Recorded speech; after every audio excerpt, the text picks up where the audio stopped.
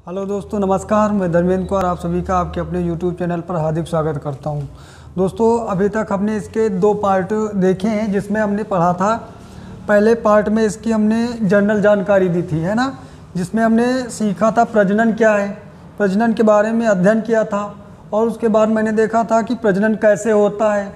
फिर प्रजनन 2 प्रकार का होता था, जिसमें हमने देखा था अलैंगिक जनन और लैंगिक जनन, वो पार्ट हो गया था।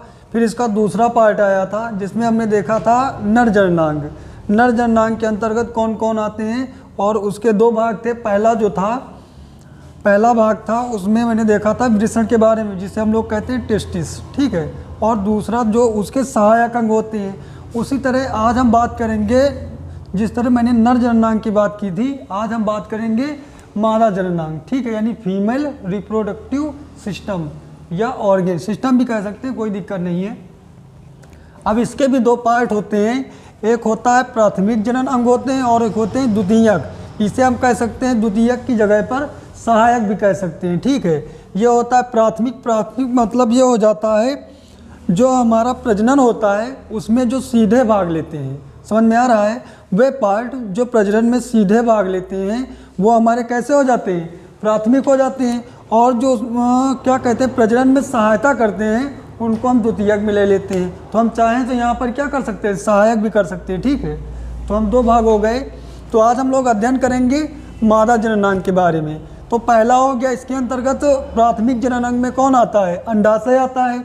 और उसके कार्य क्या होते हैं, अंडाणु का निर्माण करना, और दूसरा हो जाता है मादा हार्मोन्स का निर्माण करना, ठीक है भाई। जैसे हम लोगों ने नर वाले में पढ़ा था कि शुक्राणु का निर्माण करना, और साथ में क्या होता था, जो नर होता था, नर में जो होता था नर हार्मोन्स, उसका निर्माण करना होता था। और उसमें जो नर हार्मोन्स था वो क्या था, टेस्टोस्टेरोन था, है ना। इसमें पढ़ेंगे कौन से 2, एस्ट्रोजन पढ़ेंगे, और एक होता है प्रेगनेंसी हार्मोन्स, ठीक है। उन दोनों के बारे में पढ़ेंगे।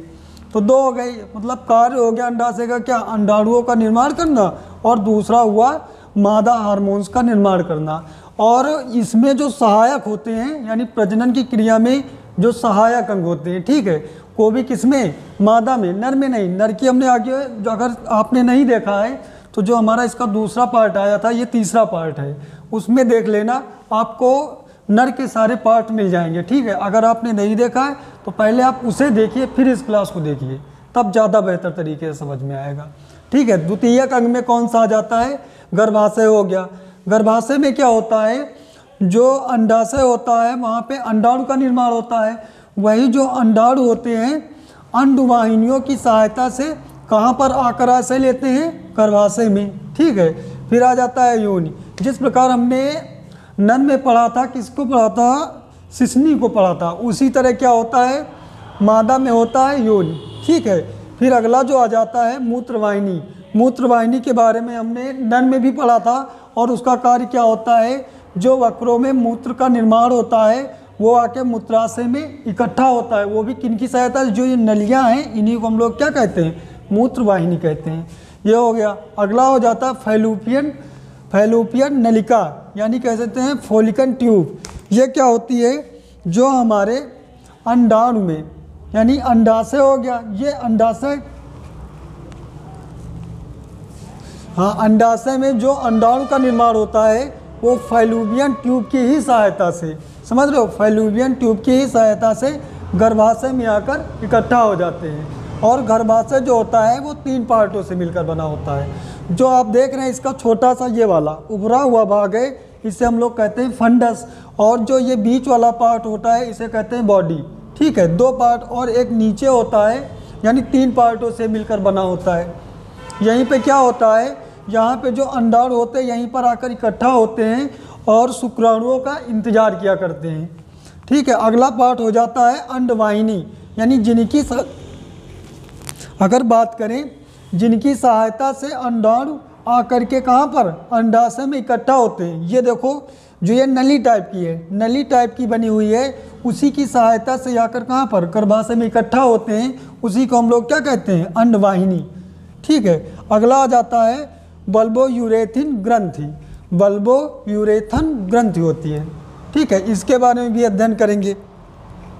अब बल्बो यूरेथ्रन ग्रंथि होती क्या है, यहीं पर क्या होता है, जो हमारे कह सकते हैं क्या अंडाणु होते हैं, जो अंडाणु होते हैं ये अंडाशय में बनते हैं और इसी अंडाशय में ही क्या पाई जाती है, बल्बो यूरेथ्रन ग्रंथि पाई जाती है। ठीक है, और यहीं पे क्या होता है, अंडाणु का निर्माण होता है और अंडाणु यहाँ पर निर्माण होने के बाद अंडाशय से और किसकी सहायता से, अंडवाहिनियों की सहायता से गर्भाशय में आकर इकट्ठा हो जाते हैं और क्या करते हैं, स्पर्म का इंतजार करते हैं, यानी कह सकते हैं हम शुक्राणुओं का इंतजार करते हैं।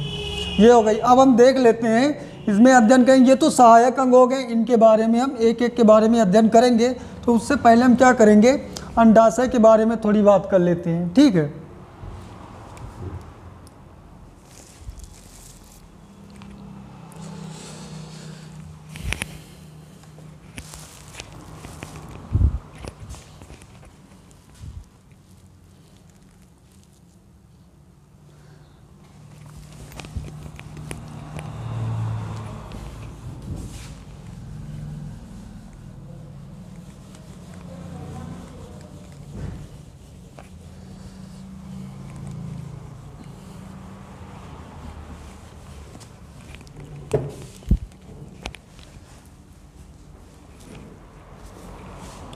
अंडाशय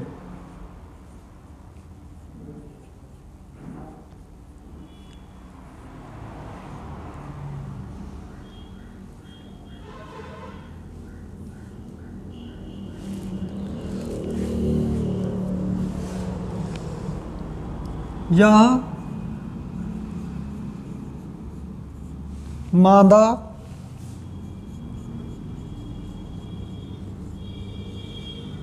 प्राथमिक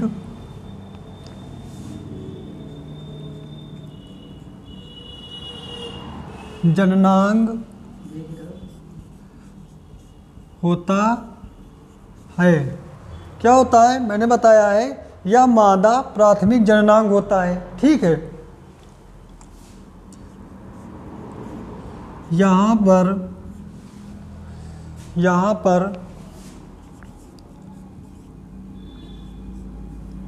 अंडाणु का निर्माण होता है। क्या होता है, ये प्राथमिक जननांग है और यहाँ पर अंडाणु का निर्माण होता है और एक मादा में जन्म के समय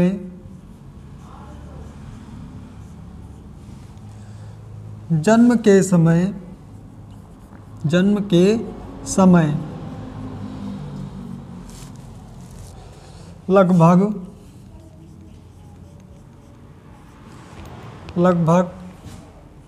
2,50,000 से लेकर 4 लाख के बीच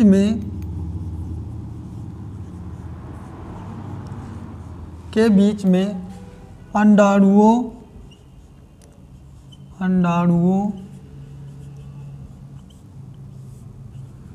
का निर्माण होता है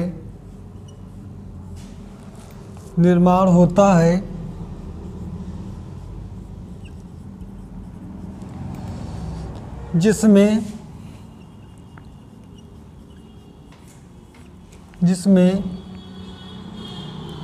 पूरे जीवन काल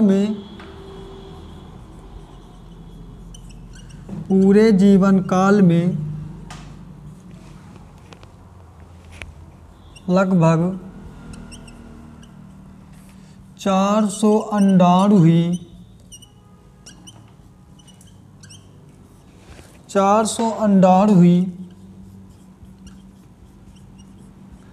परिपक्व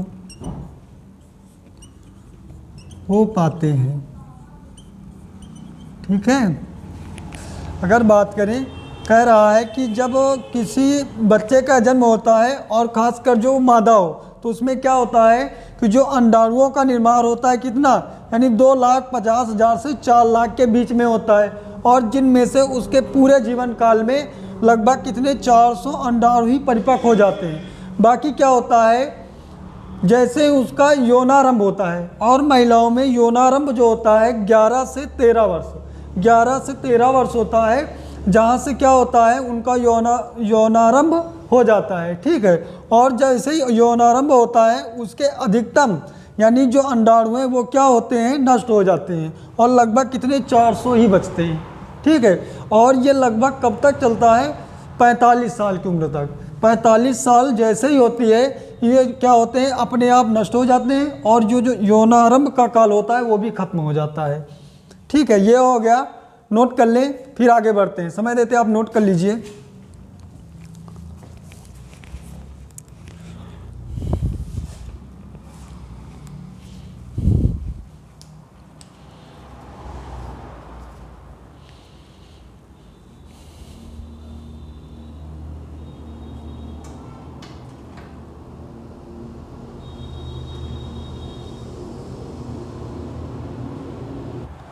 ठीक है, चलो आगे बढ़ते हैं भाई।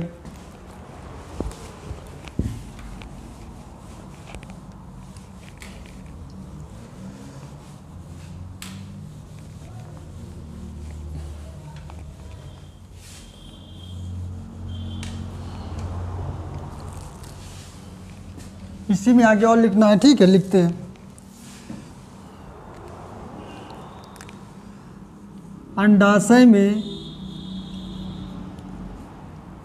अंडाशय में अंड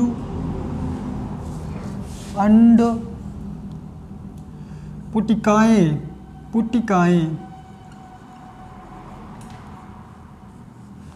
अंड पुटिकाएं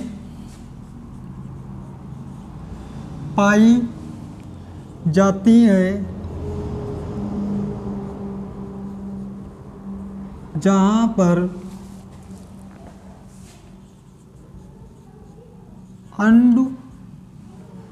अंड कोशिकाओं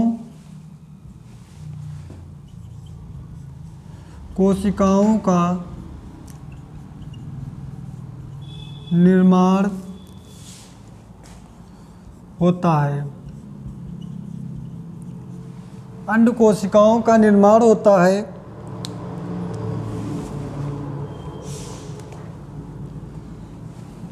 जो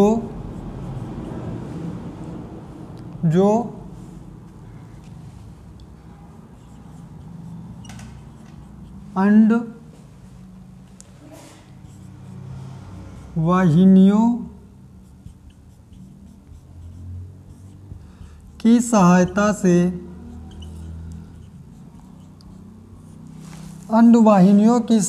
से गर्भाशय में पहुंच जाता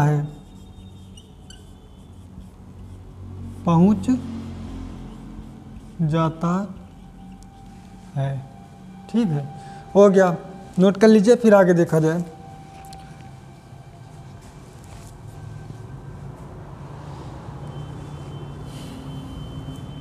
ठीक है, नोट कर लीजिए।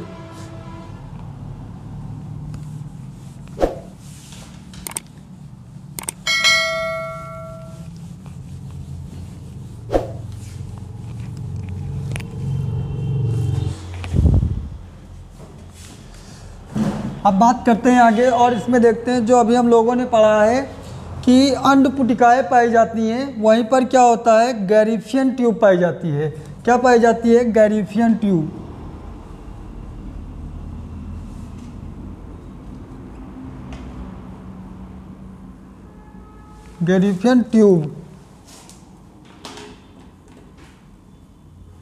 गैरिफियन ट्यूब में क्या होता है, 2 प्रकार के हार्मोन्स का निर्माण होता है।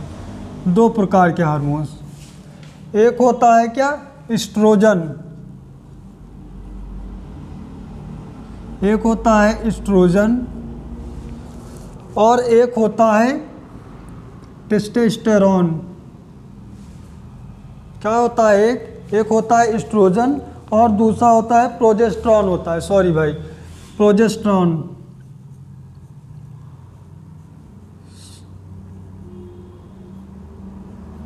दूसरा होता है प्रोजेस्टेरॉन हार्मोन। एक होता है कौन सा, एस्ट्रोजन, और दूसरा होता है प्रोजेस्टेरॉन हार्मोन।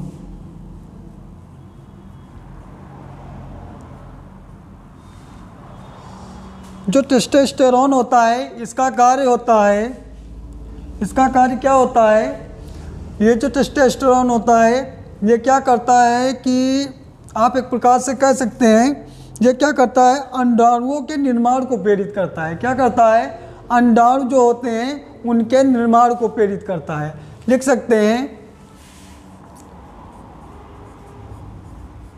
अंडाणुओं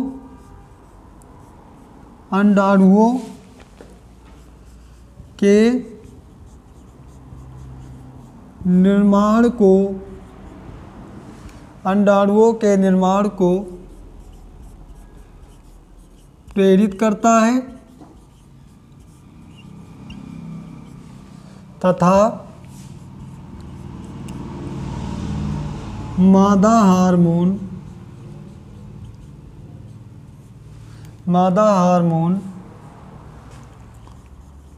का निर्माण करता है,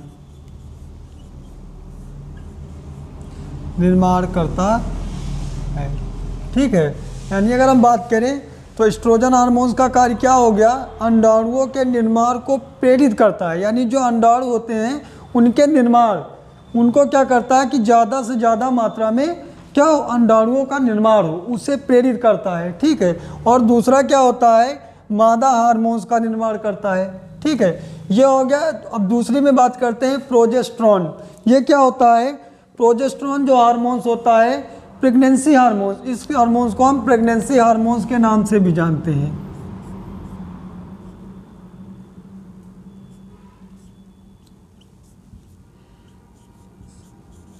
प्रेगनेंसी हार्मोन,